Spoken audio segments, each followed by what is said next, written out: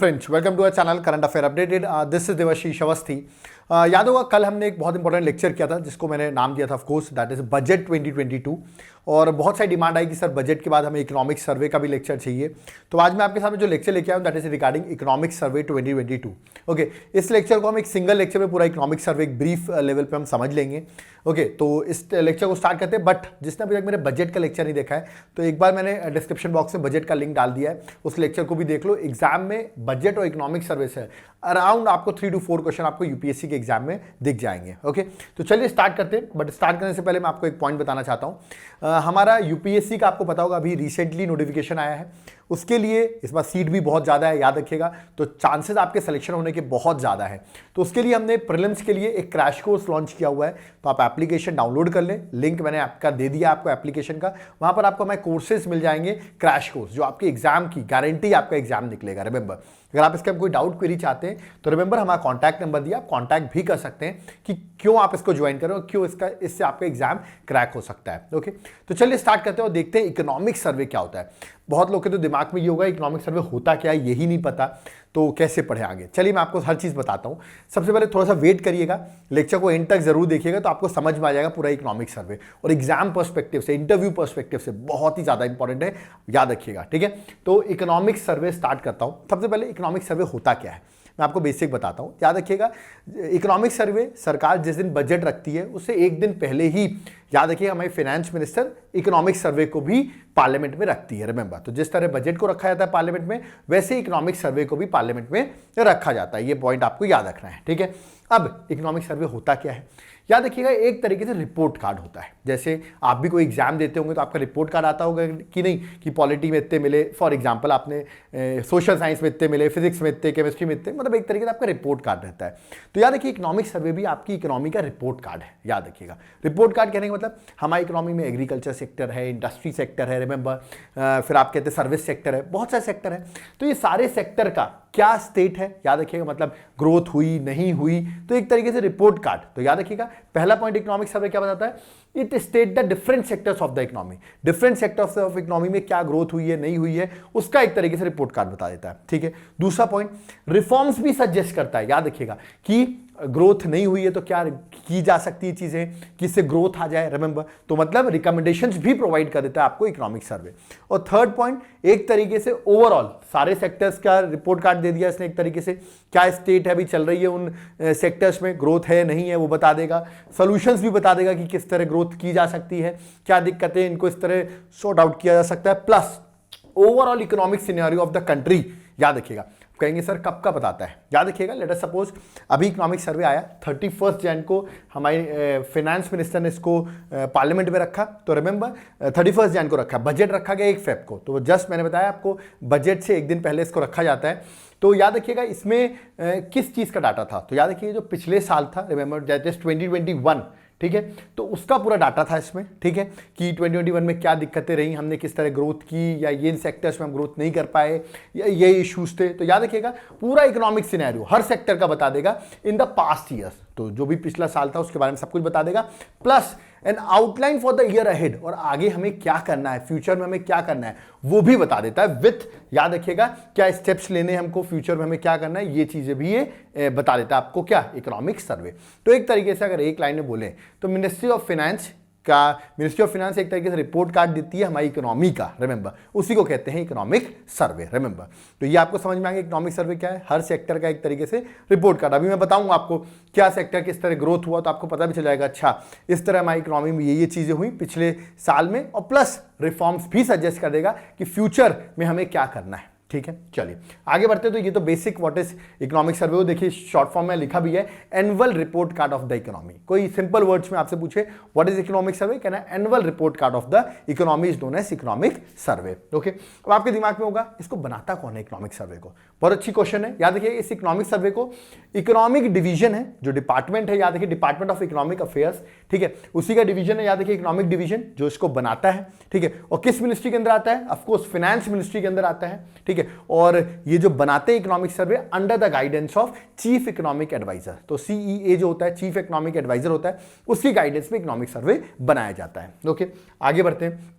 अब लेकिन इस साल मैं आपको बताऊं, हमारे इकोनॉमिक एडवाइजर थे ही नहीं, कहने का मतलब अपॉइंट नहीं हुए थे, रिमेंबर, है ना। और जिस दिन इकोनॉमिक सर्वे रखा जाना था, मतलब 31 को, आपको पता होगा मैंने बताया हमारी फाइनेंस मिनिस्टर ने रखा था, उसके जस्ट एक दिन पहले ही हमने अपने चीफ इकोनॉमिक एडवाइजर अपॉइंट किए। इसका मतलब इस बार का जो इकोनॉमिक सर्वे था, रिमेंबर, उसको हमारे चीफ इकोनॉमिक एडवाइजर ने नहीं बनाया, क्योंकि वो थे ही नहीं, रिमेंबर, अपॉइंटमेंट ही नहीं थी, जगह खाली थी, वैकेंट थी। तो इस बार जो प्रिंसिपल इकोनॉमिक एडवाइजर था, इनका नाम था सचिन सान्याल, रिमेंबर, ये उनकी इमेज है, सचिन सान्याल। इन्होंने, याद रखिएगा, इस बार का, क्योंकि एब्सेंट थे जो चीफ इकोनॉमिक एडवाइजर थे, उनकी अपॉइंटमेंट नहीं हुई थी, तो संजीव सान्याल, याद रखिएगा, इन्होंने हमारा इकोनॉमिक सर्वे बनाया, रिमेंबर। बट जब इकोनॉमिक सर्वे प्रेजेंट करना था लोकसभा में, रिमेंबर, पार्लियामेंट में प्रेजेंट करना था, ऑफ कोर्स लोकसभा में ही प्रेजेंट किया जाता है सबसे पहले, रिमेंबर, तो प्रेजेंट करने से जस्ट पहले ही गवर्नमेंट ने सीईए जो थे वो नए अपॉइंट कर दिए, चीफ इकोनॉमिक एडवाइजर नए अपॉइंट कर दिए। उनकी इमेज यहां पर ये दिख रही है, रिमेंबर, ठीक है। इनका नाम क्या आप सोचेंगे? तो नए जो चीफ इकोनॉमिक एडवाइजर अपॉइंट हुए, याद रखिएगा, उनका नाम था अनंता नागेश्वरन, याद रखिएगा, नागेश्वरन जो है आप याद कर सकते हैं नाम, ये अब नए चीफ इकोनॉमिक एडवाइजर अपॉइंट हो गए हैं, ठीक है। तो ये भी आपका देखना, नए चीफ इकोनॉमिक एडवाइजर कौन अपॉइंट हुए, जस्ट बजट रखने, सॉरी, इकोनॉमिक सर्वे रखने से पहले इनको अपॉइंट कर दिया गया, ठीक है। नेक्स्ट क्वेश्चन, क्या इकोनॉमिक सर्वे को कब रखा जाता है? मैंने अभी आपको बताया, economic survey a day before the presentation of budget. Budget जब फाइनेंस मिनिस्टर रखती है उससे जस्ट पहले ही, याद रखिए, पार्लियामेंट में इकोनॉमिक सर्वे को फाइनेंस मिनिस्टर रख देती है, रिमेंबर। पहले क्या होता था, इकोनॉमिक सर्वे और बजट एक साथ ही रखा जाता था, अलग अलग नहीं रखा जाता, जैसे अभी अलग अलग रखा जाता है, ठीक है। तो ये अलग अलग कब से रखा जा रहा है? रिमेंबर, 1964 से, याद रखिएगा, economic survey was delinked from the budget, budget से अलग कर दिया गया, रिमेंबर, और इसको अलग से रखा जाने लगा 1964 से। इकोनॉमिक सर्वे बजट से पहले आता है, ये आपको याद रखना है, ठीक है। जैसे इस बार बता दूं, फाइनेंस मिनिस्टर ने 31 जैन, 1 फेब को बजट रखा, 31 जैन 2022 को इन्होंने इकोनॉमिक सर्वे रखा, ठीक है।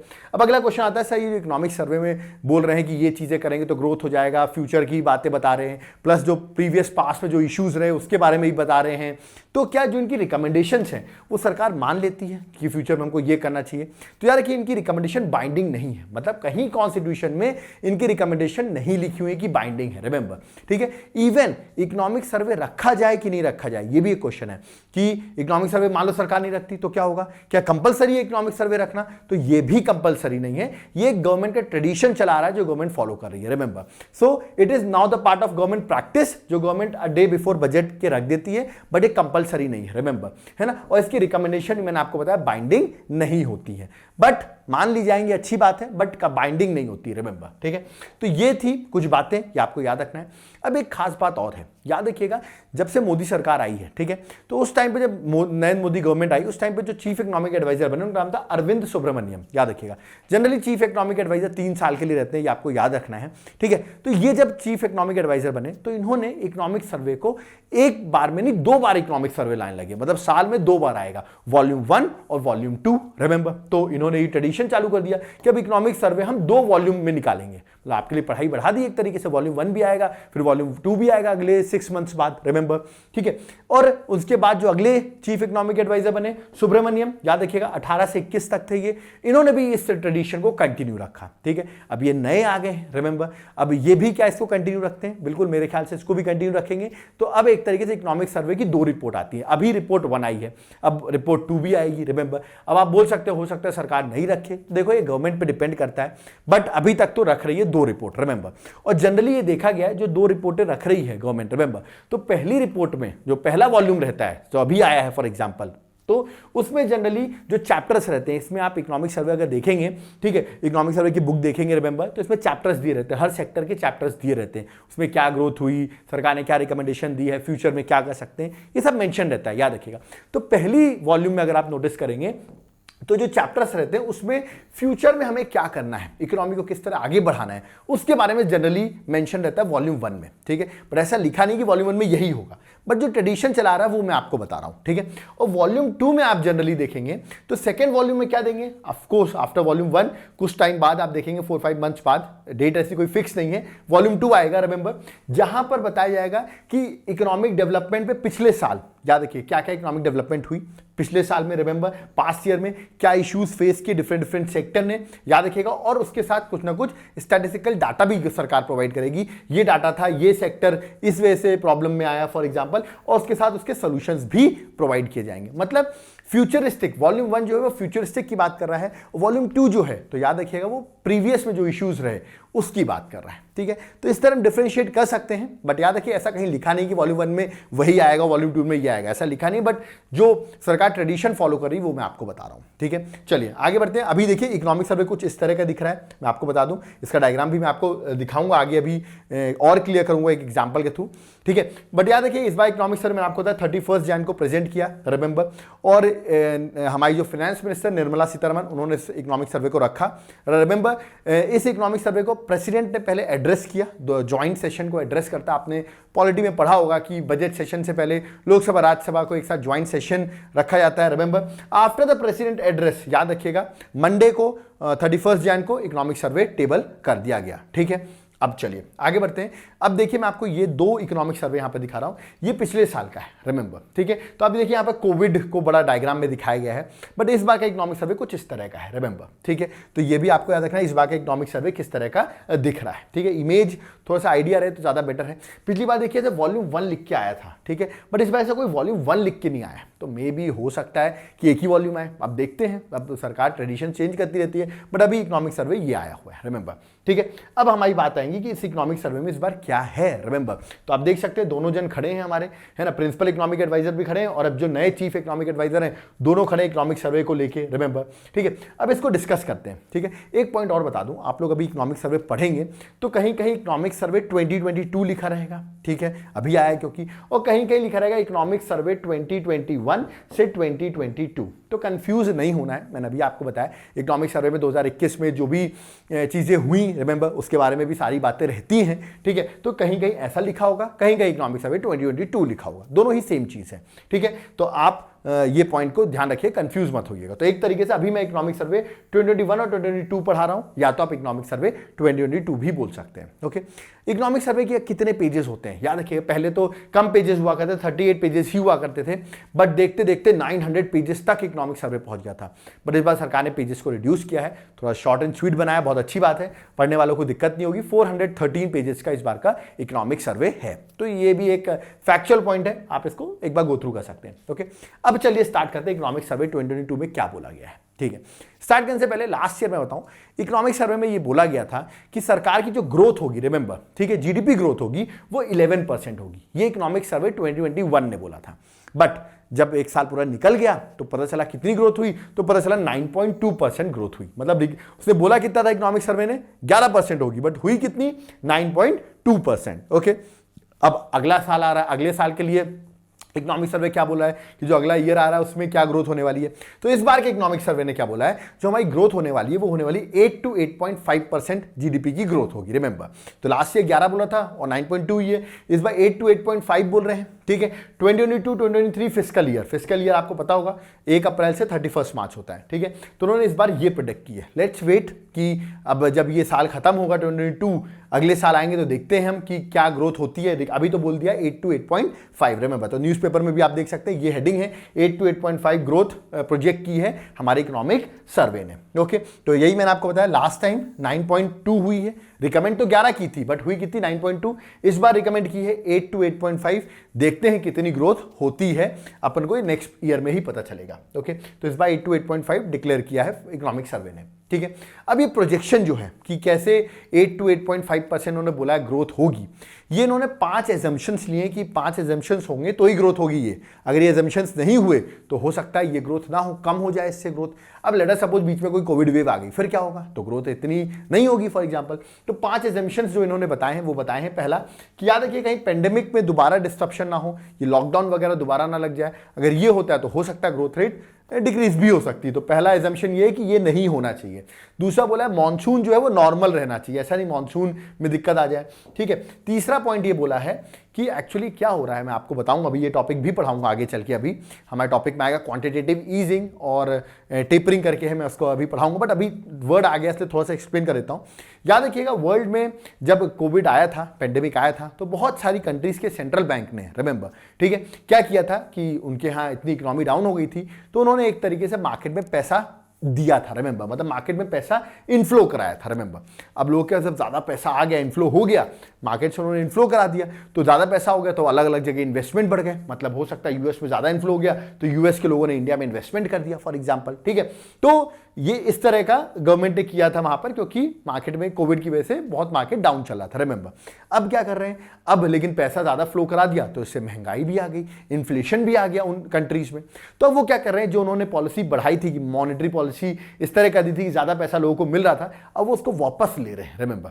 अब जब वापस ले रहे हैं तो रिमेंबर, तो इसका मतलब अब वहां के लोगों के पास पैसे नहीं रहेंगे, तो वो लोग ने भी जो इन्वेस्टमेंट किया होगा वो भी इंडिया से इन्वेस्टमेंट को ले जा सकते हैं, तो इससे भी इंपैक्ट पड़ सकता है हमारी इकोनॉमिक ग्रोथ को। तो ये बात बोली गई है कि जो विड्रॉल हो रहा है ग्लोबल लिक्विडिटी में, जिस तरह वर्ल्ड के अलग अलग सेंट्रल बैंक जो कर रहे हैं, रिमेंबर, अगर ये ऑर्डर तरीके से करें, ऐसा नहीं कि एकदम से पूरा वो लिक्विड निकाल लें अपनी कंट्री का, मतलब अपनी कंट्री के, याद रखिएगा जो उनके सिटीजन्स हैं, तो उनके सिटीजन ने जो हमारे इंडिया में इन्वेस्टमेंट कर रखा होगा वो भी विड्रॉ कर लेंगे, रिमेंबर।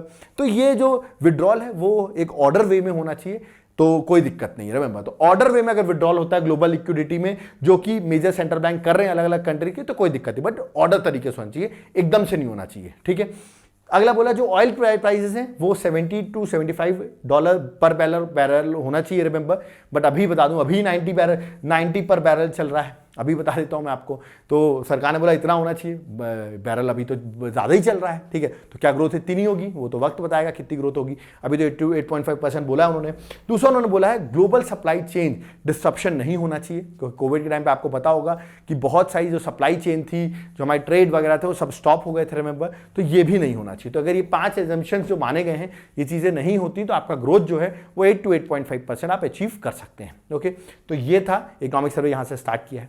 अब देखिए क्वेश्चन क्या आ सकता है इकोनॉमिक सर्वे में। देखिए मैंने आपको बताया ना बहुत सारे सेक्टर्स होता है, उनका रिपोर्ट कार्ड बताता है, तो ये देखिए मैंने आपको उनके सामने रिपोर्ट कार्ड रख दिया, रिमेंबर, ठीक है। तो मैं 3 सेक्टर तो आपने सुना होगा, एग्रीकल्चर एलाइड सेक्टर, दूसरा इंडस्ट्रियल सेक्टर और तीसरा सर्विस सेक्टर। ये 3 सेक्टर तो हम सुनते हैं, इनके अंदर भी डिटेल्स में, बट मैं 3 सेक्टर को मेजरली एग्जाम पर्सपेक्टिव से इंपॉर्टेंट है। एग्रीकल्चर और एलाइड सेक्टर की बात करूं तो लास्ट ईयर 3.6% ग्रोथ हुई थी, ठीक है। इस बार बोला गया है, याद रखिए 3.9% ग्रोथ। तो देखिए बड़ी अच्छी बात है कि ग्रोथ कितनी है, पिछली बार 3.6 थी, इस बार 3.9% ग्रोथ की बात की जा रही है एग्रीकल्चर में। इंडस्ट्री में लास्ट ईयर याद रखिएगा -7 ग्रोथ हुई थी, बट इस बार बोला जा रहा है 11.8% ग्रोथ होगी, ये भी बहुत अच्छी बात है, ठीक है। तीसरा service sector, last time -8.4% growth हुई थी, मतलब कितना नेगेटिव था आप समझ सकते हैं। रीजन क्या, सर्विस सेक्टर में आपको ही पता है टच कॉन्टैक्ट्स होते हैं, तो कोविड की वजह से ये सब बंद थी, रिमेंबर, जिसके सर्विस सेक्टर सबसे ज्यादा इंपैक्ट किया। देख सकते हैं सबसे ज्यादा इंपैक्ट अगर बोलूं तो एग्रीकल्चर तो पॉजिटिव में था, बट -7 तो ये -8.4, ठीक है। और इस बार होगा +8.2, तो बहुत अच्छी बात है कि हमारे तीनों सेक्टर में अब सभी पॉजिटिव की ओर मूव कर रहे हैं।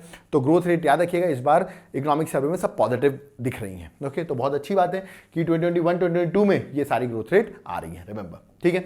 अब एग्रीकल्चर की बात करते हैं, तो याद रखिएगा कुछ एग्रीकल्चर के कुछ पॉइंट्स दिए हैं, उनको डिस्कस कर लेते हैं इकोनॉमिक सर्वे के पर्सपेक्टिव से। एग्रीकल्चर एलाइड एक्टिविटीज की बात की जाए तो इकोनॉमिक, जब कोविड आया सबसे ज्यादा लीस्ट इंपैक्ट किस सेक्टर में रहा, तो एग्रीकल्चर में रहा, याद रखिएगा। बाकी इंडस्ट्री और सर्विस सेक्टर में तो आप देखा नेगेटिव ग्रोथ हो गई थी, तो बोला गया सबसे लीस्ट इंपैक्ट इसमें रहा था पेंडेमिक के टाइम पर, ठीक है। उस टाइम पर जो ग्रोथ थी वो याद रखिए प्रीवियस 3.6 थी, बट इस साल एक्सपेक्टेड ग्रोथ जो बोली गई है वो बोली गई 3.9% जो है वो ग्रोथ होगी, रिमेंबर, ठीक है। तो बहुत अच्छी बात है। और लास्ट ईयर कितनी थी, 3.6, तो ये आपको याद रखना है, ठीक है। दूसरा एग्रीकल्चर में बोला गया है कि फार्मर्स को याद रखिएगा एग्रीकल्चर के साथ साथ एलाइड एक्टिविटीज में ध्यान देना चाहिए, ठीक है। इससे उनकी इनकम भी डबल हो जाएगी, जैसे कि एनिमल हस्बेंड्री, फिशरीज, इन सब पे भी आपको ध्यान देना चाहिए, सिर्फ एग्रीकल्चर पे नहीं, ओके। तीसरा बोला गया टेक्नोलॉजी को यूज करना चाहिए स्मॉल लैंड होल्डिंग्स में, जो एग्रीकल्चर में छोटी लैंड होल्डिंग्स होती है वहां टेक्नोलॉजी का इस्तेमाल करिए, रिमेंबर, इससे आपकी प्रोडक्टिविटी बढ़ सकती है। टेक्नोलॉजी मतलब जैसे ड्रोन हो गया, इरीगेशन के लिए आप स्प्रिंकलर इरीगेशन यूज करिए, ड्रिप इरीगेशन यूज करिए, ठीक है। ये सब चीजें अगर टेक्नोलॉजी का इस्तेमाल करेंगे तो आपकी प्रोडक्टिविटी उस स्मॉल लैंड होल्डिंग्स पे ज्यादा होगी। ये सब इकोनॉमिक सर्वे में सब पॉइंट्स बोले गए, ओके। दूसरा बोला गया क्रॉप डाइवर्सिफिकेशन की जरूरत है, रिमेंबर, ऐसा नहीं जिस तरह पंजाब हरियाणा में आपने सुना होगा सिर्फ राइस और व्हीट लगाते हैं, यहां बोला गया आप अदर क्रॉप्स भी लगाइए, जैसे ऑयल सीड, पल्सेस, ये सब लगाइए। ये भी बोला गया एंकरेज किया जाए फार्मर्स को कि भाई राइस और व्हीट को छोड़ के अदर क्रॉप्स जो हैं जैसे पल्सेस, ऑयल सीड्स, इन सबको बढ़ाया जाए, रिमेंबर। इससे क्या होगा, इससे अभी आज की डेट में बता दूं पल्सेस और ऑयल सीड्स, हमारे यहाँ तो राइस और व्हीट ही लगाई जाती है, तो पल्सेस और ऑयल सीड्स का हम इंपोर्ट करते हैं, बाहर से मंगाते हैं। तो क्यों ना हम इसको लगाएं जिससे हम सेल्फ रिलायंट बने, खुद की हो पल्सेस ऑयल सीड्स, और हमारा इंपोर्ट जो है वो रिड्यूस हो इससे, याद रखिएगा, है ना, जिससे कि आपका इंपोर्ट डिपेंडेंस आज की डेट में पल्सेस और ऑयल सीड्स का बहुत ज़्यादा इंपोर्ट डिपेंडेंस है वो कम हो, और राइस व्हीट को छोड़ के आप अदर क्रॉप्स लगाइए। रिमेंबर, तो क्रॉप डाइवर्सिफिकेशन की बात भी कही गई है इकोनॉमिक सर्वे में। दूसरा पॉइंट बोला गया है कि जो ऐसे एग्रीकल्चर प्रोडक्ट लगाएं जो पानी कम इस्तेमाल करते हो, मतलब लेस वाटर यूज करते हो और ज्यादा आउटपुट देते हो। ऐसी क्रॉप आप पूछेंगे कौन सी है, तो मिलेट्स ऐसी क्रॉप है जो कम पानी यूज करती है और ज्यादा आउटपुट देती है, याद रखिएगा। बोला गया स्टेट गवर्नमेंट आपस में कोऑर्डिनेशन भी करें और ऐसी क्रॉप्स को बढ़ावा दें। रिमेंबर, ठीक है, तो ये पॉइंट बोला गया है। नेक्स्ट, R&D एग्रीकल्चर में इंक्रीज करने की बात की गई इकोनॉमिक सर्वे में, ठीक है। प्लस फर्टिलाइजर की जगह क्या अल्टरनेटिव यूज कर सकते हैं, जैसे ऑर्गेनिक फर्टिलाइजर्स, नैनो यूरिया, इन सब की बात की गई कि आप इनको यूज करिए। तो ऑर्गेनिक फार्मिंग की देखिए बात की जा रही है। नई टेक्नोलॉजीज एग्रीकल्चर में होनी चाहिए, जैसे ड्रोन्स का इस्तेमाल हो, आर्टिफिशियल इंटेलिजेंस का यूज हो, रिमेंबर, एग्रीकल्चर में, तो ज्यादा बेटर रहेगा एग्रीकल्चर और बेटर ग्रोथ कर सकता है, ठीक है। और ये भी बोला गया स्टार्टअप्स पे फोकस करना चाहिए। नए नए स्टार्टअप्स आ रहे हैं आज की डेट में एग्रीकल्चर की फील्ड में, ठीक है, तो जो इनोवेशन से रिलेटेड है, एग्रीकल्चर की प्रोडक्टिविटी बढ़ा सकते हैं, तो उन पर भी ध्यान देना चाहिए। तो ये सब एग्रीकल्चर के सेक्टर में बातें बोली गई हैं इस इकोनॉमिक सर्वे में, ठीक है। अगर मैं स्टेट ऑफ द इकोनॉमी देखूं, अगर मैं इकोनॉमी का स्टेट देखूं और क्या सेक्टर्स में क्या क्या बोला गया है, तो मैंने अभी आपको सबसे हार्डेस्ट हिट अगर मैं पूछूं कौन सा सेक्टर हुआ था, तो कौन सा हुआ था पेंडेमिक के टाइम पे, दैट इज सर्विस सेक्टर। अभी मैंने आपको बताया था कितनी नेगेटिव ग्रोथ हो गई थी, -8.2, रिमेंबर, ठीक है। देखिए मैं लिखा भी -8.2 ग्रोथ हो गई थी, रिमेंबर, ठीक है, नहीं -8.2 नहीं, शायद -8.4 थी, यस, -8.4 हो गई थी, रिमेंबर। और अब कॉन्ट्रैक्ट हो गई -8.4 से, लेकिन अब ग्रो करने की बात की जा रही है 8.2 तक % पे सर्विस सेक्टर भी ग्रो करेगा, रिमेंबर, ठीक है। इंडस्ट्रियल सेक्टर अगर देखा जाए तो लास्ट ईयर अगर देखा तो -7 ग्रोथ थी, रिमेंबर, और अब 11.8% ग्रोथ होगी, रिमेंबर। तो अदर सेक्टर्स में देखिए जाए तो ये पॉइंट्स बोले गए, ठीक है। Next, this is very important point, देखिए इसके लिए पहले थोड़ा बेसिक मुझे पढ़ाना पड़ेगा, उसके आदि पॉइंट समझ में आएगा। हेडिंग है ग्रोथ इन कंजम्पशन, तो ये मैं आपको समझा देता हूं। देखिए जीडीपी का ये फॉर्मूला मैंने जब इकोनॉमिक्स की क्लास ली थी तब मैंने पढ़ाया था, consumption plus investment plus government spending plus net export, शायद आप लोगों ने पढ़ा भी होगा।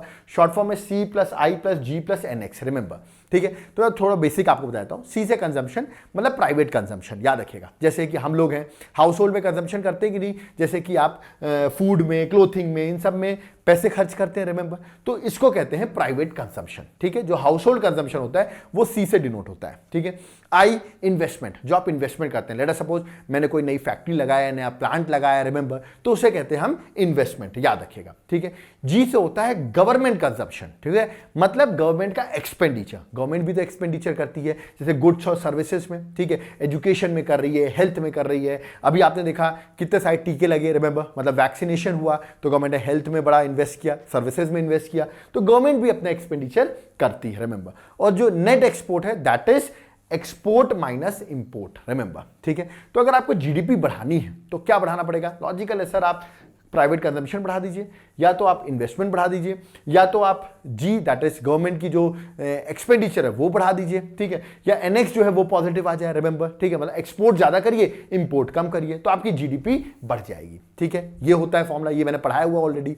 अब न्यूज में क्या है, न्यूज में क्या है, कंजम्पशन इंक्रीज हो रही है। कंजम्पशन कहने का मतलब याद रखिएगा दो टाइप के कंजम्पशन है, एक तो प्राइवेट कंजम्पशन और एक गवर्नमेंट कंजम्पशन। गवर्नमेंट एक्सपेंडिचर को ही गवर्नमेंट कंजम्पशन कहते हैं। तो अगर मैं C+G की बात करूं, रिमेंबर, ठीक है, तो जीडीपी ग्रोथ तो हो रही है, रिमेंबर, और इसका रीजन क्या है, C+G रीजन है। कहने का मतलब अगर देखा जाए कि इस बार जीडीपी इंक्रीज हो रही है, कंजम्पशन ओवरऑल अगर बात की जाए तो वो इंक्रीज हुआ है, कंजम्पशन ओवरऑल मतलब C+I जो है वो इंक्रीज हुआ है। और बोला गया है इस बार जो इसका कॉन्ट्रीब्यूशन है, या मतलब इस बार जो ग्रोथ है टोटल कंजम्पशन की, दैट इज C+G की, दैट इज 7% है। तो याद रखिएगा 7% 2021-2022 के हिसाब से 7% आपके कंजम्पशन में ग्रोथ है, ठीक है।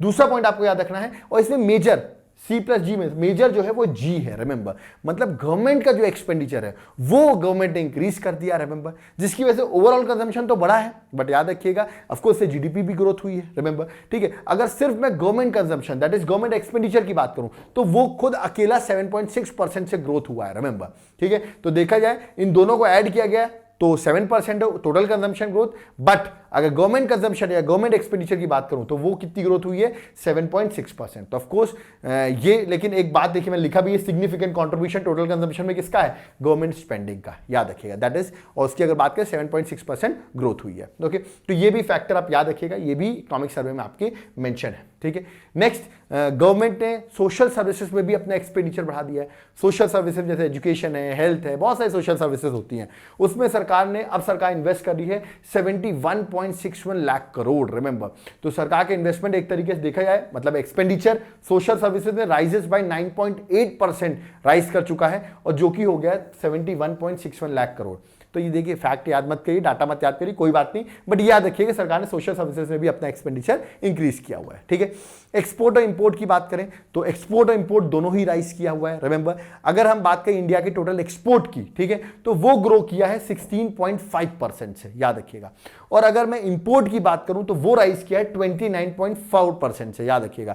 तो अगर देखा जाए तो इंपोर्ट भी है, वो भी ग्रो कर रहा है, एक्सपोर्ट भी ग्रो कर रहा है। तो एक तरीके से हम जो कोविड में लास्ट ईयर सेकेंड वेव आपने देखा था कितना हार्ड हिट किया था हमको, अब हम उससे रिवाइव कर रहे हैं। रिमेंबर, तो एक्सपोर्ट इंपोर्ट दोनों ही बढ़ रहा है। रिमेंबर, ठीक है। नेक्स्ट, फॉरेक्स रिजर्व की बात करें, दिस इज वेरी इंपॉर्टेंट। मैंने already balance of payment economics में पढ़ाया हुआ है, वहां मैंने फॉरेक्स रिजर्व क्या होता है ये बताया हुआ है। ठीक है, तो वो आप पढ़ लीजिएगा, तब आपको समझ में आएगा फॉरेक्स रिजर्व होता क्या है। बट अभी इसमें क्या बोला गया है, डिस्पाइट हमारे, आपने देखा 2 साल कोविड में गए एक तरीके से, जहां एक बार फर्स्ट वेव आई, एक बार सेकेंड वेव आई। रिमेंबर, ठीक है, तो ये बात बोला गया, बैलेंस ऑफ पेमेंट इन दोनों वेव होने के बाद भी हमारा बीओपी, याद रखिएगा, सरप्लस में रहा। क्या रहा, इन 2 सालों में जब कोविड भी रहा, स्टिल हमारा बैलेंस ऑफ पेमेंट सरप्लस में रहा। ये बड़ी इंपॉर्टेंट बात है कि हमारा बैलेंस ऑफ पेमेंट सरप्लस में रहा। रिमेंबर, और बैलेंस ऑफ पेमेंट होता क्या है, करंट अकाउंट, कैपिटल अकाउंट, मैंने सब पढ़ाया हुआ है। मैं पूरा बैलेंस ऑफ पेमेंट नहीं पढ़ाऊंगा मैंने, क्योंकि पूरा चैप्टर पढ़ाया हुआ है बैलेंस ऑफ पेमेंट पे। ओके, तो आप मेरे एप्लीकेशन में जाकर लेक्चर्स को देखिए, तभी आपको समझ में आएगा बैलेंस ऑफ पेमेंट होता क्या है। बट याद रखिए, बैलेंस ऑफ पेमेंट हमारा सरप्लस में रहा।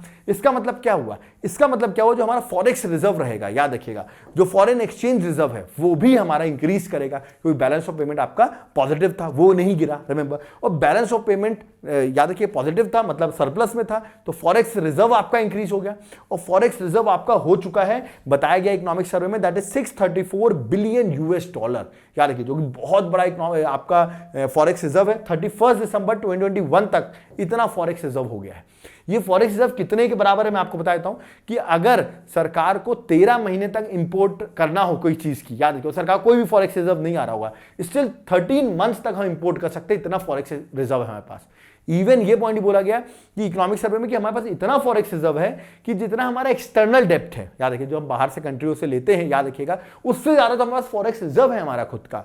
तो बड़ी अच्छी बात है कि फॉरेक्स रिजर्व हमारा इतना ज्यादा है कि हमारे एक्सटर्नल डेप्ट से भी ज्यादा है, और 13 मंथ तक का इंपोर्ट है हमारे पास, एक तरीके से इतना फॉरेक्स रिजर्व हो चुका है। याद रखिएगा, वर्ल्ड में अगर देखा जाए तो अभी India 4th largest forex reserve है वर्ल्ड में, अगर कंट्रीज को कंपेयर किया जाए तो ये भी बड़ी अच्छी बात है कि हमारा फॉरेक्स रिजर्व बढ़ा। रिमेंबर, अब इस फॉरेक्स रिजर्व बढ़ने की वजह से एक बड़ी अच्छी बात बोली गई इकोनॉमिक सर्वे में, जो मैंने पीछे सीधे इमेज डाल दी है न्यूज़पेपर की, कि इकोनॉमिक सर्वे ने बोला India can withstand policy normalisation by others. ये बड़ी खास बात है। अब यही मैं आपको समझाने वाला था, क्या होता है पॉलिसी नॉर्मलाइजेशन बाय अदर्स। मतलब अगर वर्ल्ड में किसी अदर कंट्रीज ने, फॉर एग्जांपल किसी यूएस ने अपने यहाँ की, उनकी यहाँ की उन्होंने कुछ पॉलिसी चेंज कर दी, उसका इंपैक्ट ऑफ कोर्स इंडिया में पड़ेगा, क्योंकि देखो हर कंट्री ग्लोबलाइजेशन में जुड़ी हुई है, तो उसका कुछ ना कुछ इंपैक्ट पड़ेगा। उन्होंने फॉर एग्जाम्पल, मैंने अभी आपको एग्जाम्पल में बता ही रहा था, याद होगा आपको, कि किस तरह उन्होंने, अगर वो पैसे को सकआउट करते हैं, मार्केट से निकालते हैं, तो इंडिया से भी दिक्कतें आएंगी। रिमेंबर, बट ये बोलेगा मैं फॉरेक्स रिजर्व इतना अच्छा है कि अगर कोई दूसरी कंट्री ऐसा करती भी है तो हमें इतनी जल्दी इंपैक्ट नहीं पड़ेगा और हम सर्वाइव कर जाएंगे। रिमेंबर, तो ये अच्छी बात बोली है। अब इसी को एक्सप्लेन करने के लिए मैं आपको एक टॉपिक समझाऊंगा, तो आपको समझ में आ जाएगा क्या बात है।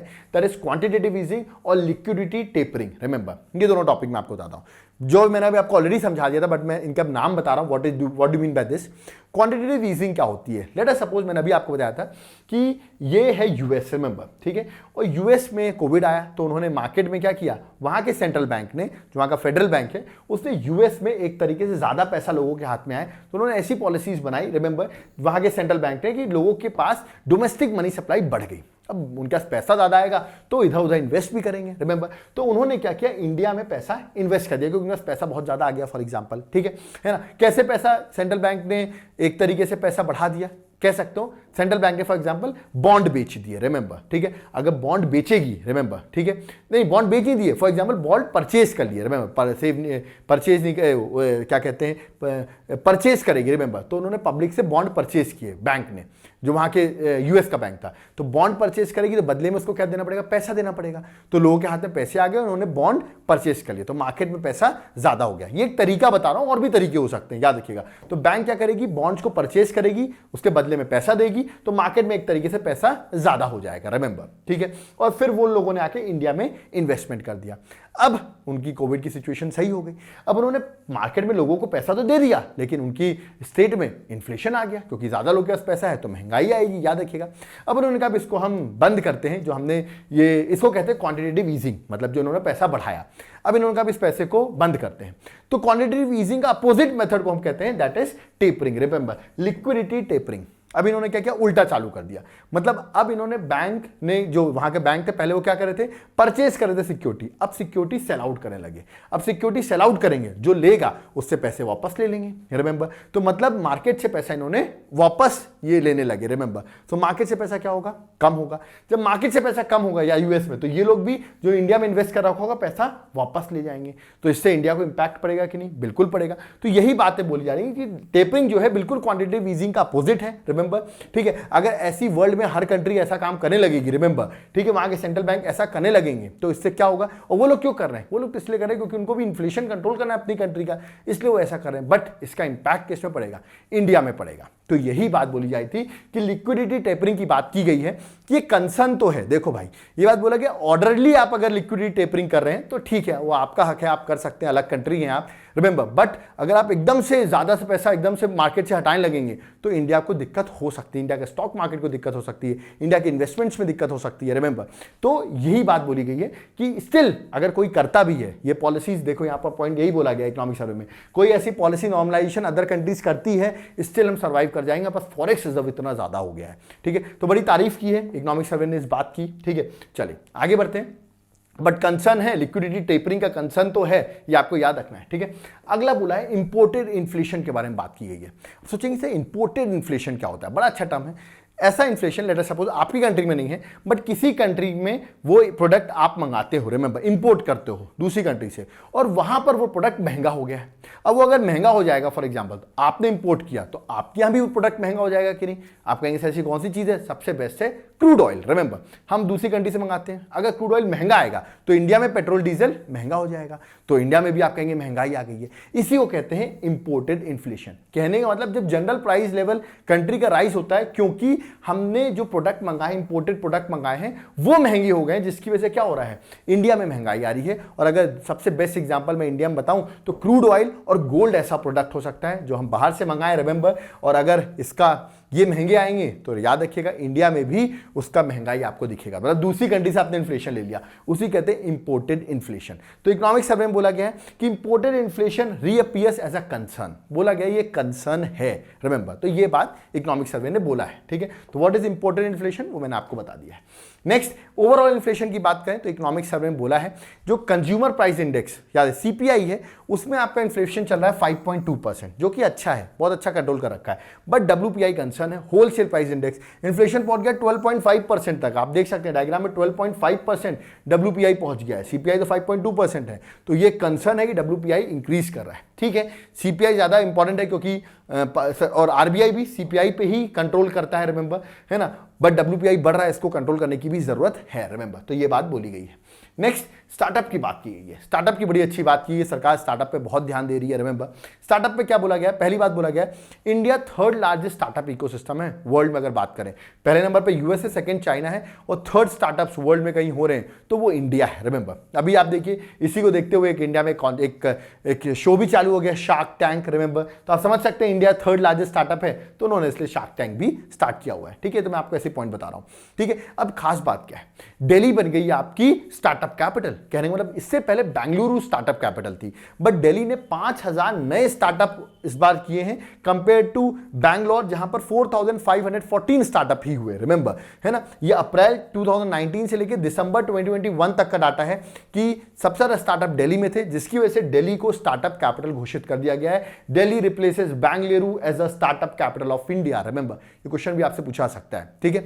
बट ओवरऑल किस स्टेट में सबसे ज्यादा स्टार्टअप है वो भी मैं आपको बताऊंगा, वो महाराष्ट्र है, याद रखिएगा, ठीक है। अगर सिटी के पर्सपेक्टिव में बात करें तो दिल्ली हो गई है कैपिटल सिटी, बट सबसे ज्यादा स्टार्टअप महाराष्ट्र में है, याद रखिएगा। और इंडिया में देखा गया कि 2021 में 44 यूनिकॉर्न कंपनी बनी है। यूनिकॉर्न कंपनी मतलब ऐसी कंपनी जिनका वैल्यूएशन $1 बिलियन का है, याद रखिएगा। ऐसी इंडिया में 44 यूनिकॉर्न कंपनीज बन गई हैं। और अगर मैं बात करूं यूएस में, तो यूएस में ऐसी 487 है और चाइना में ऐसी 301 है 2021 में जो हुआ है। तो इंडिया में भी 44 है, अभी हम उनसे बहुत पीछे हैं, बट स्टिल हमारे यहाँ भी अब यूनिकॉर्न कंपनीज बन रही है, स्टार्टअप बढ़ रहा है, याद रखिएगा, ठीक है। नेक्स्ट बात मैंने आपको बताया, ओवरऑल सबसे ज्यादा स्टार्टअप किस स्टेट में था, तो वो महाराष्ट्र था, ठीक है। तो याद रखिएगा सबसे ज्यादा अराउंड 11,308 स्टार्टअप्स थे, याद रखिए, जो हाईएस्ट थे नंबर ऑफ रिकॉग्नाइज्ड स्टार्टअप में, ठीक है। According to the survey, over 61,400 startups have been recognized in India. अभी तक आप देख लीजिए around 61,400 स्टार्टअप इंडिया में रिकॉग्नाइज किए जा चुके हैं। As of January 10th 2022 it went on to add, मतलब आगे चल के और ऐड होंगे। अभी तक इतने स्टार्टअप पूरे ओवरऑल इंडिया में, जिसमें से सबसे ज्यादा है महाराष्ट्र में 11,308, ओवरऑल 61,400 स्टार्टअप्स हो चुके हैं। रिमेंबर, तो this is a big thing कि हमारा स्टार्टअप बढ़ रहा है, ठीक है। मतलब हम लोग जॉब मांगने के लिए जॉब खुद प्रोवाइड करें, कुछ ऐसी बातें हैं। एक और डाटा इसमें दिया गया, 2021 में 555 डिस्ट्रिक्ट ऐसे हो गए जहां पर एटलीस्ट एक नया स्टार्टअप तो स्टार्ट हुआ है। रिमेंबर, और यही डाटा अगर आप 2016-17 में देखते हैं तो सिर्फ 121 डिस्ट्रिक्ट थे जहां एटलीस्ट वन स्टार्टअप था। तो आप ये भी कह सकते हैं हर डिस्ट्रिक्ट से अब स्टार्टअप इंक्रीज हो रहा है, ठीक है। तो ये भी एक बात बोली गई है, ठीक है। तो ये स्टार्टअप के बारे में बात थी।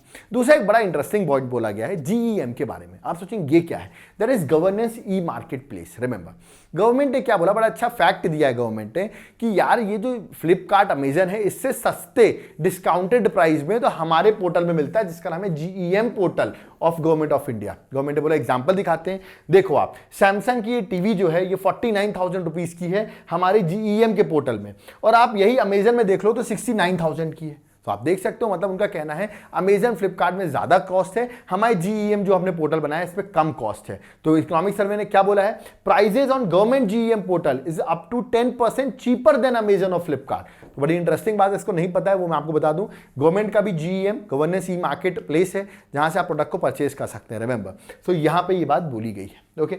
नेक्स्ट शेयर मार्केट की बात की गई है, ठीक है, कि ये भी बड़ा अच्छा कंपैरिजन किया है कि 2021 में, ठीक है, अगर देखा जाए तो अप्रैल से नवंबर तक हम देख रहे हैं, मतलब अप्रैल 2021 से लेकर नवंबर 2021 में इकोनॉमिक सर्वे ने डाटा दिया है कि 89,066 करोड़ रेस किए गए हैं थ्रू आईपीओ। आईपीओ क्या होता है, इनिशियल पब्लिक ऑफरिंग, जो मैंने स्टॉक मार्केट में पढ़ा रखा है। तो 75 कंपनीज है, बहुत सारी कंपनीज ने आप देखा होगा आईपीओ इशू किए हैं, अभी तो पेटीएम का भी आपने सुना होगा। तो 75 कंपनी से इशू किए हैं और इतना पैसा जनरेट किया, रिमेंबर।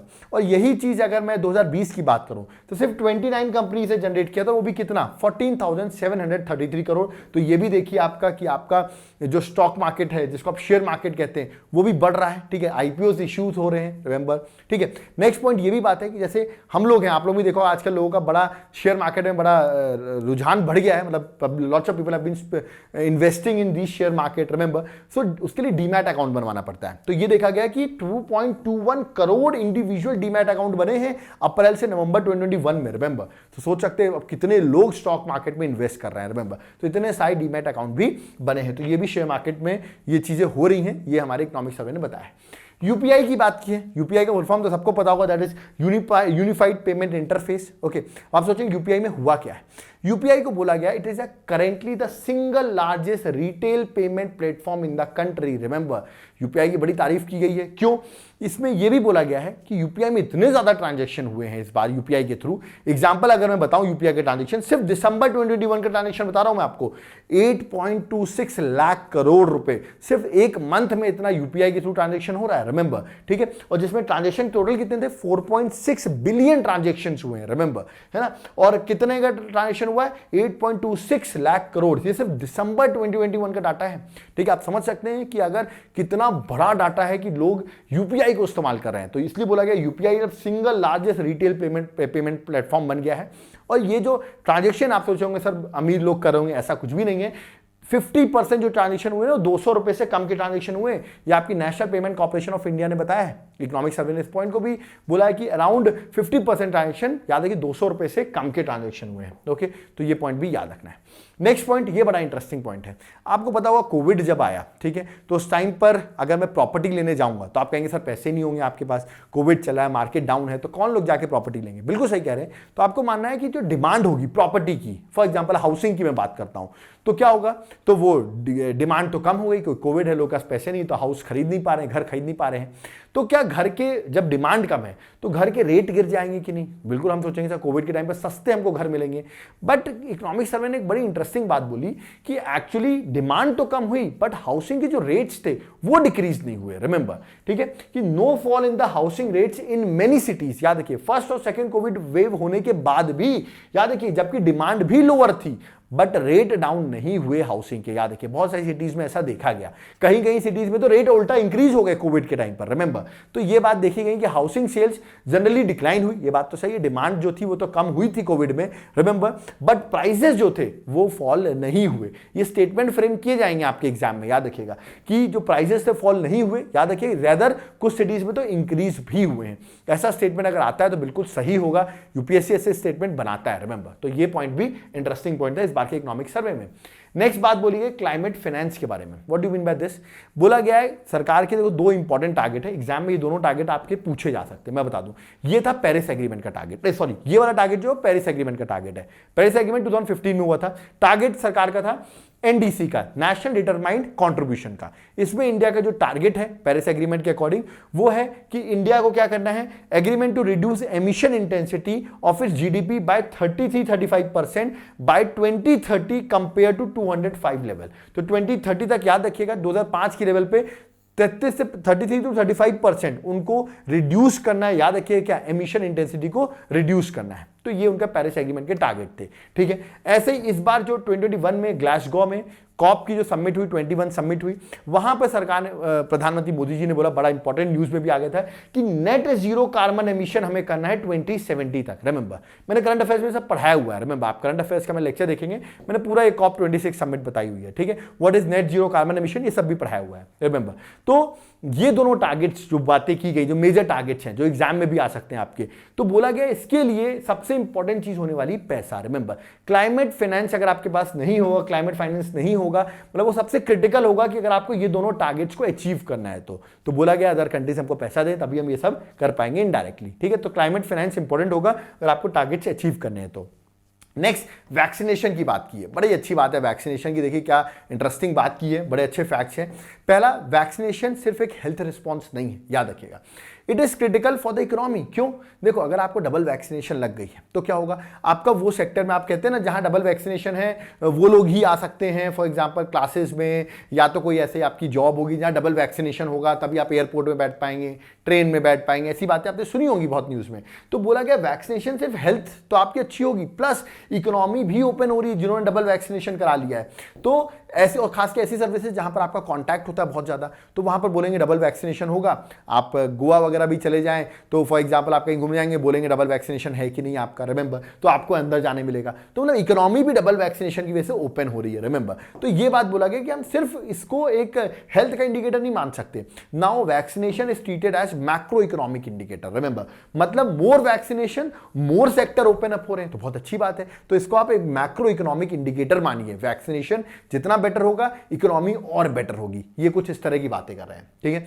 एक खास बात और बोली गई, बड़ी इंटरेस्टिंग बात है कि आप सोचेंगे सरकार ने, आपको पता होगा वैक्सीनेशन फ्री हुई होगी, आप लोगों ने भी आई थिंक डबल डोज लगवाया होगा। अब गवर्नमेंट ने क्या बोला कि इस बार जितने भी वैक्सीनेशन हुए हैं, रिमेंबर 4 to 5% जो वैक्सीनेशन के शॉट हैं वो प्राइवेट हॉस्पिटल ने दिए हैं, बाकी अराउंड 96% आप देख सकते हैं किसने शॉट्स दिए हैं प्राइवेट आपके वैक्सीनेशन के, गवर्नमेंट ओरिएंटेड है। तो मतलब गवर्नमेंट ने मैक्सिमम जो थी इसमें फंडिंग की है, ठीक है। और इवन अगर बताया जाए कितने सेंटर्स बने थे, उन्होंने, सरकार ने खुद बताया करीबन 1 लाख कोविड वैक्सीनेशन सेंटर बने थे।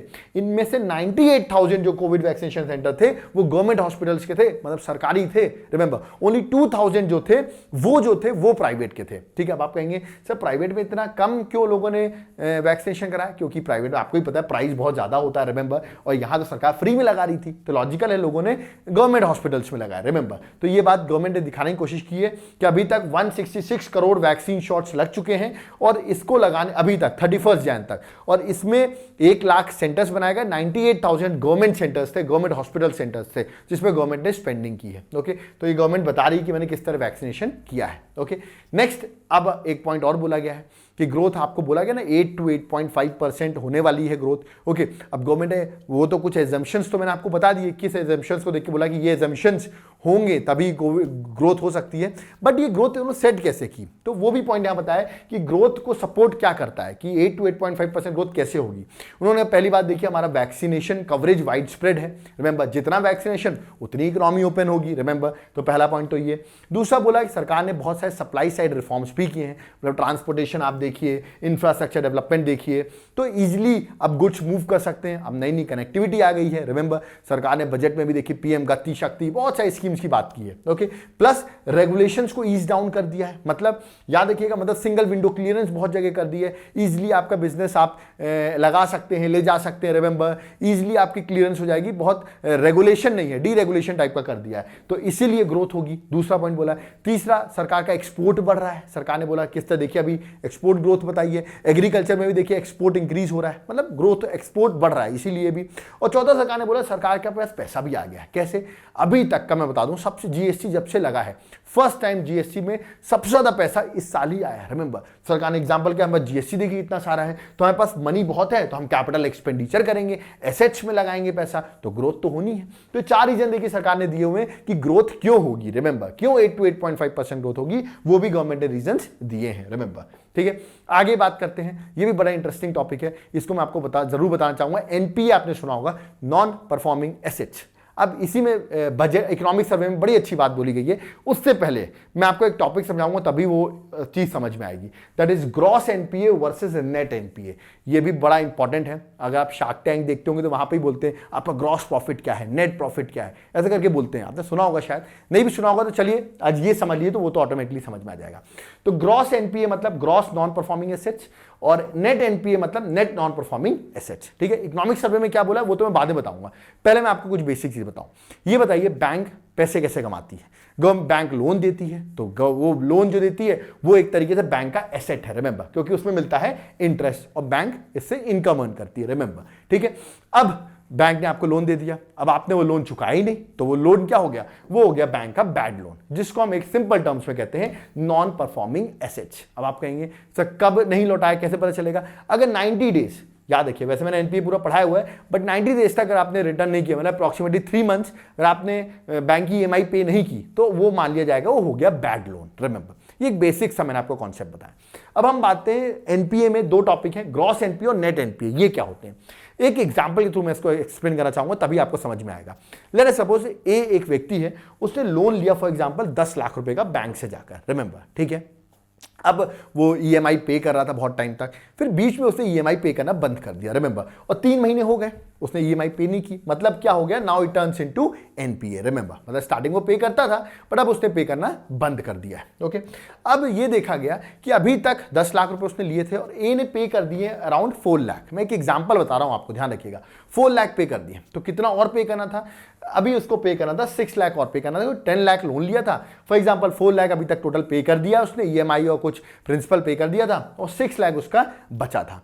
तो ये जो 6 लाख है ना, ये होगा आपका ग्रॉस एनपीए, रिमेंबर, इसे क्या कहेंगे हम, ग्रॉस एनपीए। ठीक है, आप कहेंगे सर नेट एनपीए क्या होता है? ठीक है, ये तो समझ में आ गया, सीधी बात, जितना अमाउंट रिमेनिंग था वो हो गया ग्रॉस एनपीए। अब क्या होता है, बैंक्स को लगता है ऐसे बहुत सारे लोग होंगे जो हमारे जो लोन लिया उसको नहीं रिटर्न करेंगे, रिमेंबर, तो सरकार के बैंक्स क्या करती, प्रोविजन बनाती। What do mean provision? Provision एक सेपरेट कोटा डिसाइड कर लेती है कि इतना मनी हम हर साल एक कोटा बना लेंगे, उसको प्रोविजन कहेंगे, उसको अलग से रखेंगे। लेट अस सपोज, उनको क्यों पता है, उसको बहुत से लोग हो सकता है रीपे नहीं करें, तो बैंक्स फॉल आउट ना हो जाए इसलिए पहले से ही प्रोविजन बना के रखती है, रिमेंबर, ठीक है।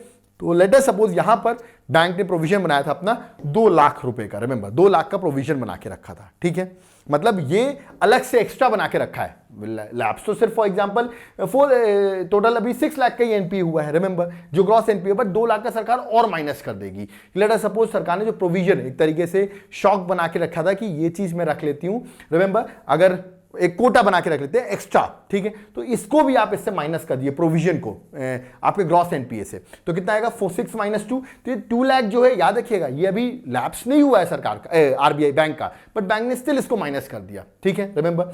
तो आपका कितना आ गया, आपका नेट एनपीए कितना आ गया, दैट इज 4 लाख रुपीस, याद रखिएगा। तो प्रोविजन इससे सरकार और माइनस कर देती है, रिमेंबर, ठीक है। तो आपको ये बात समझ में आ गई ग्रॉस एनपीए क्या है और नेट एनपीए क्या है, ठीक है। तो ये पॉइंट आपको याद रखना है कि प्रोविजन क्या होता है कि एक सेपरेट कोटा बना के रखती है कि इतना एनपीए और जो था, रिमेंबर, ठीक है, वो आपका एक तरीके से separate Kota of money at the starting of the financial year, remember. तो देखा जाए तो ग्रॉस एनपीए जो होगा वो नेट एनपीए से हमेशा ज्यादा होगा, ये पॉइंट आपको याद रखना है, ठीक है। तो ये पॉइंट आप हमेशा याद रखेंगे, ज्यादा बेटर है, ठीक है, कि ग्रॉस एनपीए से ज्यादा ये होता है नेट एनपीए, प्रोविजन इसमें माइनस कर दिया जाता है। अब इकोनॉमिक सर्वे में क्या बोला गया, इकोनॉमिक सर्वे बोला जो एनपीए है, चाहे ग्रॉस हो चाहे नेट हो, दोनों ही क्या होना चाहिए, बढ़ना चाहिए, घटना चाहिए, अरे घटना चाहिए, एनपीए ही घटना चाहिए सरकार का, क्योंकि एनपीए तो सरकार को जो बैंक है उनकी तो पेमेंट नहीं हो रही है ना, तो ग्रॉस एनपीए दोनों देखा गया, चाहे ग्रॉस हो चाहे नेट हो, दोनों ही क्या हो रहे हैं, डिक्लाइन हो रहे हैं बैंक्स के। 2018-19 से देखा जा रहा है कि डिक्लाइन हो रहे हैं, ठीक है। बोला गया 7.5% ग्रॉस एनपीए था, है ना, अब 2021 में 6.9% हो गया है, मतलब डिक्लाइन हुआ है। और नेट एनपीए की बात करें तो वो 6% था 17-18 में, और 21 में कितना हो गया 2.2%। तो बस एक ही लाइन लिखिए, ग्रॉस एनपीए नेट एनपीए दोनों ही डिक्लाइन हो रहे हैं। अच्छी बात है कि हमारा एनपीए जो है वो कम हो रहा है, ठीक है। तो ये पॉइंट भी आपको याद रखना है, ठीक है। आगे अब हमारा इकोनॉमिक सर्वे जो मेजर चीज थी वो सब कंप्लीट हो चुकी है। फिर जाते आते इकोनॉमिक सर्वे में कुछ डायग्राम्स देखे गए हैं, वो मैं आपको बता देता हूं। देखिए गवर्नमेंट ने 2 डायग्राम बनाए, एक 2012 का, एक 2021 का। 2012 में नाइट का डायग्राम है, सैटेलाइट से ली हुई इमेजेस है। नाइट में देखिए यहाँ पे कितनी लाइट्स जल रही हैं, ठीक है, और यहाँ पर देखिए कितनी लाइट्स है, रिमेंबर। कहना ना 2021 में आप देखिए सरकार इतनी डेवलपमेंट की है, गवर्नमेंट कहना चाहती है, देखिए लाइट्स ऑन है, रिमेंबर, इसका मतलब इलेक्ट्रिसिटी पहुंची है, रिमेंबर, ठीक है, प्लस लोग वर्क कर रहे हैं और उस टाइम पे यहाँ इलेक्ट्रिसिटी ही नहीं है। तो ये बात गवर्नमेंट शो करना चाह रही है कि देखिए अगर नाइट की इमेज अगर हम ले रहे हैं सैटेलाइट से तो ये डाटा दिखा रही है गवर्नमेंट, ठीक है। दूसरा गवर्नमेंट ने ये इमेज भी डाली हुई है कि 2012 में 11 में देखिए हाईवे का कनेक्शन देखिए आप, नेशनल हाईवे का, और अब देख लीजिए 2021 में हाईवे कनेक्शन, मतलब गवर्नमेंट ने कितना ज्यादा वर्क किया हुआ है। ओके, थर्ड गवर्नमेंट ने बताया 2016 में आप देखिए कितने वर्किंग जो ऑपरेशनल एयरपोर्ट्स थे वो इतने थे, और अब आप देख लीजिए ऑपरेशनल एयरपोर्ट्स कितने ज्यादा हो गए हैं, रिमेंबर। तो गवर्नमेंट एक तरीके से कंपैरिजन कर रही है अपने डायग्राम्स के थ्रू, ठीक है, जो मैंने आपको बता दिया है, ठीक है। एंड में एक तरीके से पूरा इकोनॉमी का स्नैपशॉट है, वो मैं आपको फिर से बता देता हूं, शायद आपको याद रहेगा। 3 सेक्टर थे, एग्रीकल्चर, इंडस्ट्री और सर्विस। एग्रीकल्चर यहां पर है, इस बार ग्रोथ कितनी है 3.9%, आपको याद रखना है। इंडस्ट्री सेक्टर लास्ट टाइम याद रखिए -7 था, इस टाइम ग्रोथ कितनी हुई है 11.8%, अभी मैंने आपको बताया। सर्विस सेक्टर लास्ट टाइम -8.4 था, इस बार ग्रोथ कितनी है 8.2%, तो ये चीज आपको याद रखनी है। ये तीनों सेक्टर का हो गया। जीडीपी लास्ट टाइम टारगेट 11 का था इकोनॉमिक सर्वे में, 9.2 तो ग्रोथ हुई है, मैंने आपको बता दिया है। इस बार टारगेट क्या है 8 to 8.5, देखते हैं कितनी ग्रोथ होती है, वो यहां पर बताया हुआ है। नेक्स्ट फिस्कल डेफिसिट याद रखिएगा 9.2% ऑफ जीडीपी था, इस बार आपका फिस्कल डेफिसिट का टारगेट रखा गया है 6.8% रखा गया था। मैं आपको बता देता हूं बजट में सरकार ने बोल दिया है, सरकार ने अचीव तो नहीं किया है बट 6.9% इस बार फिस्कल डेफिसिट रहा है। आप मेरा बजट का लेक्चर देखिए, वहां मैंने बताया हुआ है 6.9% इस बार जीडीपी आपका फिस्कल डेफिसिट रहा है, ठीक है। इन्फ्लेशन मैंने अभी आपको बताया 5.2 है आपका क्या सीपीआई, और 12.5 क्या है आपका डब्ल्यूपीआई, रिमेंबर। फॉरेक्स रिजर्व 633.6 मैंने अभी आपको बताया बढ़ता ही जा रहा है, आप देखिए इवन कोविड के टाइम पर भी इंक्रीज हो रहा था, बड़ी अच्छी बात है। ओके, तो ये जो थे एक तरीके से स्नैपशॉट था जो मैंने आपको बता दिया है, बेसिक मैंने ऑलरेडी डिस्कस कर दिया है। तो यहां पर हमारा जो इकोनॉमिक सर्वे है वो यहां पर कंप्लीट होता है। आई थिंक बहुत बड़ा लेक्चर हो गया बट आपको समझ में आ गया, दैट इज मोर इंपॉर्टेंट। मैंने आपको बताया, फिर से बता देता हूँ, यूपीएससी प्रीलिम्स का हमने क्रैश कोर्स लॉन्च किया हुआ है, आप उसको ज्वाइन कर सकते हैं। बड़ा ही इंपॉर्टेंट होगा, एग्जाम की गारंटी, आपका एग्जाम क्रैक हो जाएगा। अगर आप इसके बारे में कोई डाउट क्वेरी चाहते हैं किस तरह आप इस कोर्स को ज्वाइन कर सकते हैं, एप्लीकेशन में लिंक दिया हुआ है कोर्स के बारे में, आप वहाँ से पढ़ सकते हैं, रिमेंबर। और इसी के साथ साथ अगर आप कोर्स को ज्वाइन करते हैं, आपके लिए एक प्रीलिम्स की टेस्ट सीरीज भी अवेलेबल है जो 2022 को टारगेट कर रही है। तो अगर अभी भी आप सीरियस नहीं हुए हैं तो अभी भी सीरियस हो जाइए, अभी भी टाइम है। मैं आपको एग्जाम फर्स्ट अटेम्प्ट में क्रैक करा सकता हूं, लेकिन आपको हमारी जो बातें हैं उनको फॉलो करना पड़ेगा। रिमेंबर, अगर आप बातें फॉलो करेंगे तभी पॉसिबल है, तो आप हमसे ज़रूर कांटेक्ट करें अगर आप इस बार एग्जाम देना चाहते हैं, क्योंकि एग्जाम सिर्फ फॉर्म भरने से एग्जाम नहीं निकलेगा, आपको उसके लिए पढ़ना भी पड़ेगा। रिमेंबर, और प्रॉपर गाइडेंस से जाएंगे तो आपको एग्जाम अच्छा होगा, मतलब आपको करने में मजा आएगा, वरना आपको बड़ा ही डिमोटिवेशन होगा और शायद आप एग्जाम की तैयारी भी छोड़ दें। रिमेंबर, इसलिए मैं कह रहा हूं पढ़ के जाना ज़्यादा बेटर रहेगा। ओके, तो यहां पर जो हमारा इकोनॉमिक सर्वे था वो यहां कंप्लीट होता है। आई होप आपको इकोनॉमिक सर्वे के जो पॉइंट्स थे वो समझ में आए होंगे। अब आप चाहें तो गूगल में जो चाहे देख सकते हैं, मैंने सारे पॉइंट्स कवर कर दिए इकोनॉमिक सर्वे के। ओके, और आई होप आपको जो फैक्ट्स हैं वो भी मैंने क्लियर किए, जो इकोनॉमिक सर्वे में इतना मेंशन नहीं रहता है वो भी मैंने बैकग्राउंड में एक्सप्लेन करके आपको बताया है। रिमेंबर, वैसे मैंने इकोनॉमिक चीज में सब बता रखे थे फैक्ट्स को, बट स्टिल यहाँ पर मैंने कुछ एक्सप्लेन कर दिए हैं। कोई डाउट क्वेरी कमेंट बॉक्स में जरूर बताएं।